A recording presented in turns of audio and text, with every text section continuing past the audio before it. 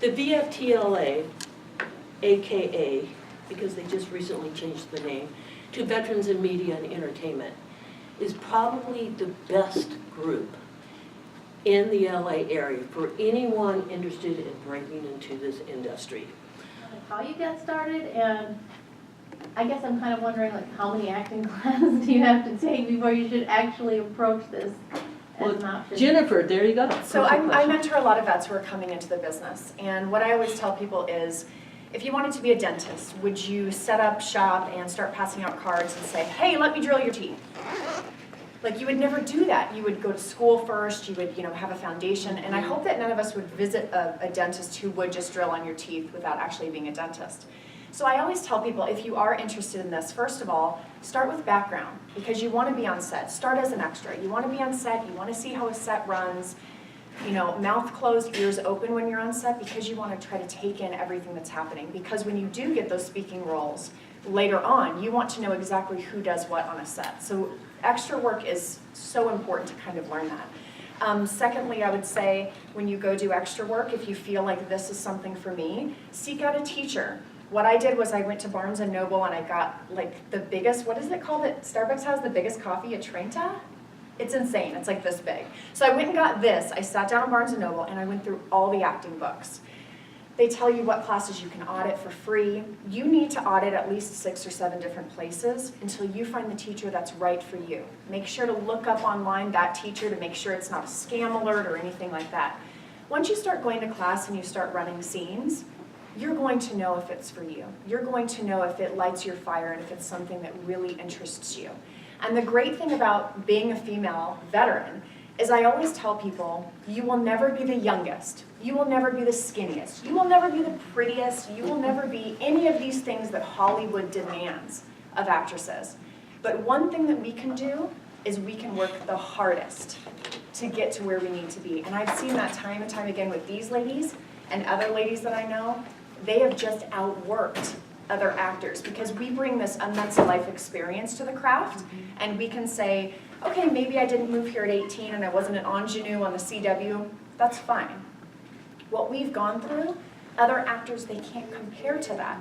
So I remember one day I was on set and somebody was freaking out because they had 3 pages of dialogue they had to learn by the next day, and they're basically having a meltdown. And I thought, gosh, how would you have felt being on deployment? This person couldn't handle being on deployment, this person couldn't handle boot camp. The stuff that we've gone through puts everything in perspective and makes it easy. As far as Sheryl talking about VME or VFTLA, it was originally called Veterans in Film and Television in Los Angeles, then it changed to Veterans in Media and Entertainment. VME is an amazing tool for people because you have built-in mentors. So I moved to LA less than 5 years ago, and I was able to immediately hook up with a mentor and avoid all of the pitfalls that he went through when he first moved here. So all of the mistakes he made literally shaved years off my career progression. What if it had been like every other actor in LA who's, I'm not gonna share information, I'm not gonna talk to you, because that's how the business is. It's very me, I'm not going to share anything to help anyone else out. VME takes that learning curve and shortens it. So I would say, first of all, join VME. Do some background work through Central Casting. You can sign up through Central Casting. Start taking an acting class and reach out to your fellow vets because they are so willing to help and just say, don't do this because I did this and it really slowed me down. Don't do this because I was an idiot in retrospect and I didn't know. The vets are here to help, and that has been such an amazing tool for me as an actress here. And I just wanted to add, if you also want to learn, background work is fantastic also for actors, but if you also want to learn how the industry works and have more of a hands-on experience, being a PA is fantastic. What does that stand for? Production assistant. So you can be like a PA for the art department, you can be a PA for production, you can be a PA for different sections of the industry, right? So if you go in as a PA, not only do you learn set etiquette, which is extremely important, so you know how to handle yourself on set. There's certain things that you have to realize that you have to go very quickly. You have to go very fast, right? So you start to learn that. You start to kind of watch, like, oh, who are the good PAs? And what are they doing that makes them successful? And then you follow suit. You're like, oh, I this out, but it's the attitude of just being helpful, right? So I got to be like a truck PA, which they asked me, have you ever driven a cube truck? And I said, well, I know I drove like a moving truck, it's just similar size. So I said, yeah, I can do the job, I can drive that level truck. So I had never been a truck PA, but what I did is when taking on that role, I learned so much from that job. It was just incredible. So I got to work for about 3 months for a TV, it was a TV network that was pushing out a show. And so they had us for 3 months working, and I was working as a truck PA. And so I had to pick up all the heavy equipment, put it on the truck, ensure that it was safe, that it wasn't going to fall off the truck. I had to learn how to strap things on a truck, because if you move the truck, you're the one that has all the critical equipment. And you are a PA, so you're expected to be there first in, last out if you're the truck PA. So what I learned from that was one, I learned the language of the camera people. Because they would come in and they'd say, oh, I need this equipment. So I said, all right. So I created this customer service. So I would lift the gate and I wouldn't let anybody on the truck. And I said, I'll handle everything. I will pull everything out and I will put everything back. Because that kept the truck organized, right? Which they had never seen before. Normally a truck in the film industry is nuts. People like literally throw the equipment in there. All crazy. And I'm like, no. We're going to have organization here. Otherwise it's going to be a mess. And at the end of the day, I have to work extra hours to fix everything that you guys just throw in there. So I created this customer service thing where at first they were like, this is not the way that we normally do it, but I told them, look, you will see the benefit, trust me. You'll be able to get on set faster once we get this going. So don't worry about it, just go with the flow. So what I learned is I would learn the names of all the equipment because they had to ask for it. So I was like, oh yeah, so you need this? Okay, great, you need that. So. And then also give them the opportunity to move around and talk to not only the camera, but I've talked to sound people and learn from them. So I always, whenever I'm on set, whenever I have a moment, because normally if you're a PA, you're moving all day. You're carrying heavy equipment all day. You're taking out the trash. That's okay to do. It's an important function. Somebody's got to do it. So a PA does it. But you have to understand that's an important task that has to be done, right? So coming in with that mentality, because a lot of PAs will come in, they're like, I don't want to take out the trash. That's not a good attitude to have when you're on set. You know what? That PA is not going to get hired again. It's not a menial function, it's a critical function, right? So everything that is done on a set is critical, there's a reason for it. And when you work as a PA, you start to understand that. Even like, working with the radios, you have to know when to speak and when not to speak, right? Because the radio is open to everyone, so the first AD has control of the radio. So you don't want to ever cut off what's happening, right? In terms of communication. So you just have to be very prudent and use your military skills. Like I know, because of my background in the military, I know when to step in and when not to step in, and I know I heard about the film industry. So no, it doesn't have to be cutthroat. Actually, it's the opposite. The helpful and more friendlier you are, the more successful you will be. Because you rise to the top. That is the key. You just hit it. There is no I in team. And really, working on a film set, working on a TV show is no different. It's creative collaboration.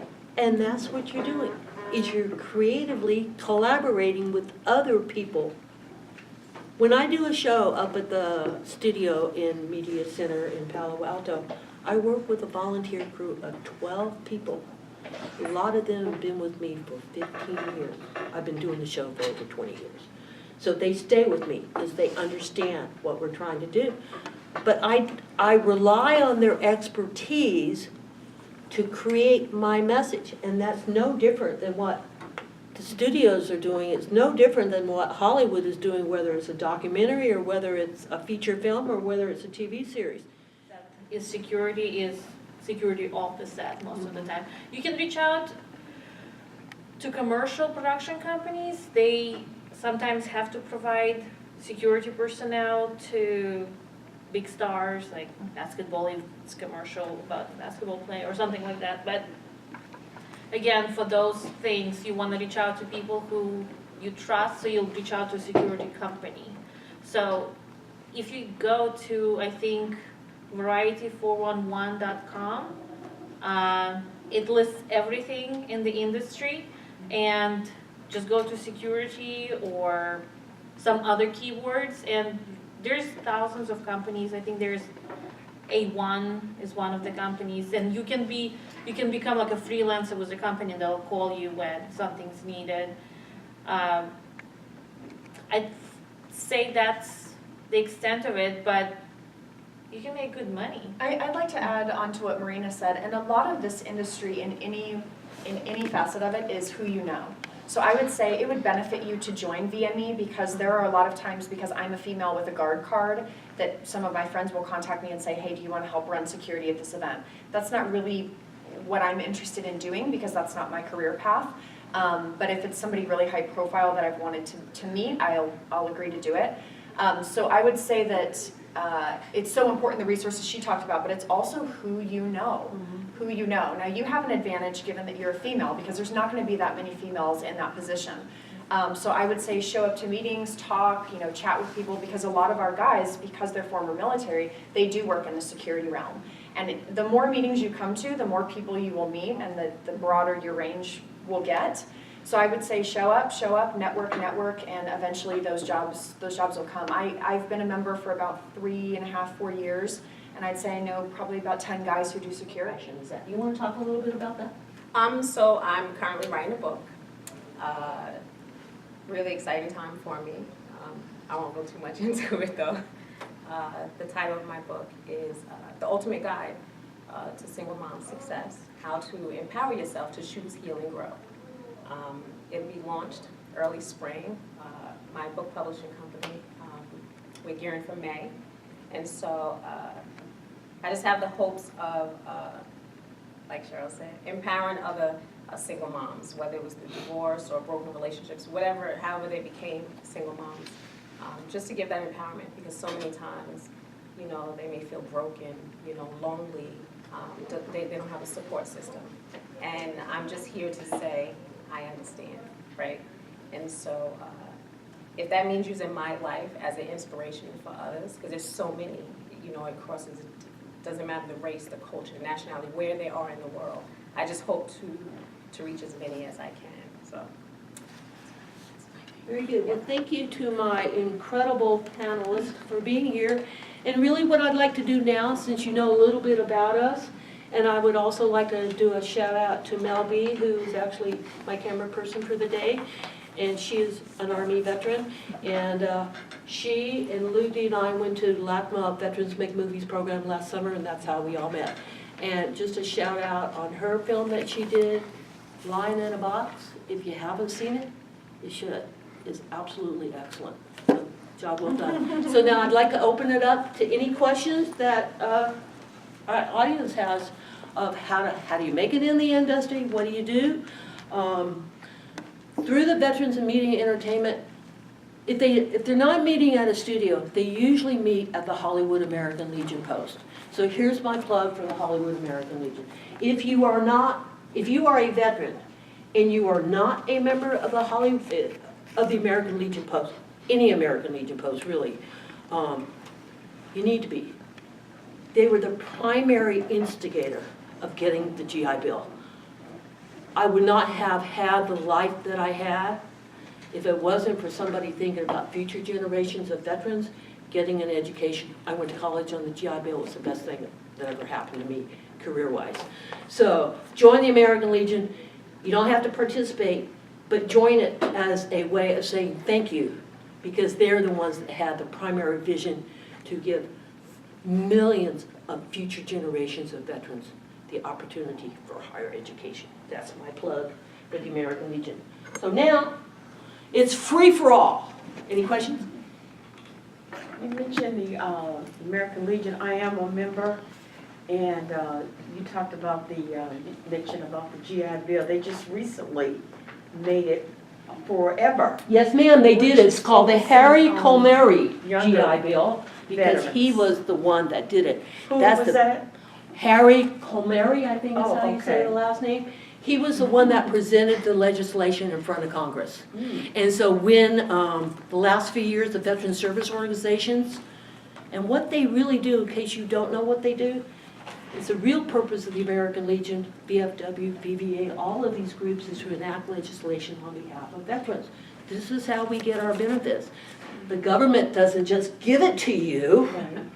You have to earn it, as we all know. So that's the deal. So the American Legion, the Harry Comary GI Bill, it's the forever GI Bill. Oh my God. You can transfer it to your spouse. You can transfer it to your children. If you don't want to use it or you already have all the education you feel you need, you can give it to your family member. They didn't have that when I was going to school on the GI Bill, which was in the 70s. The only drawback to the bill is it starts at a certain year. Right, it's for post 9/11 veterans. Right, so Right. it doesn't benefit the Correct. Veterans, and that's, I would love to see them do that. Well, Because I was in that era. yeah, me too. I would love to go back to school. I don't have money for it, but I'm with you on that. But the point is this, the American Legion thought of us, veterans. And it's how I bought my first house was on the GI Bill. You know, so it's an awesome thing. So anyway, any more questions or comments or, yes ma'am? I have a couple of questions. I'm not sure which one would be the best people to answer, but number one is, I see a lot of casting companies. Is that kind of how you get started? And I guess I'm kind of wondering, like, You get these jobs, right? You submit, you book it, and you're just like, oh my gosh, and then, you go time, like months sometimes, without booking anything, right? And Without so auditions. Without even auditions, and it's just like, oh my gosh, what am I gonna do with my life? So, and that's where that flexibility happens, where even if you're not booking, you still, you cannot have that 9 to 5 job, right? You still have to leave your life open, and that's not easy for everyone. So, just you asking about how you get into the industry, it's rewarding when you get these things, but when you don't book and when you go through those periods, you can't just say like, oh, I give up, like I can't do this, right? Because you're gonna have those periods where you need to be strong, whether you're booking and whether you're not. Because in this industry, you cannot have one foot in and one foot out. You just can't do that. Like, you have to be totally committed. Like, this is your life. Like, you have to eat, breathe, and sleep this stuff, right? But at the same time, you have to still live. You still have to pay your bills. You still have, you know what I mean? So I won't sit here and talk to you and say that this is easy, because it's not, right? But you just have to know that this is really what you want for your life. And once you're in it, you're in it. That's it, I want to say thank you to my Thank you. panelists Very interesting. for being here. You're wonderful. Let's hope we can make each other's dreams come true, because we all want to be working in a creative industry, and there's no better industry than working in LA and Hollywood.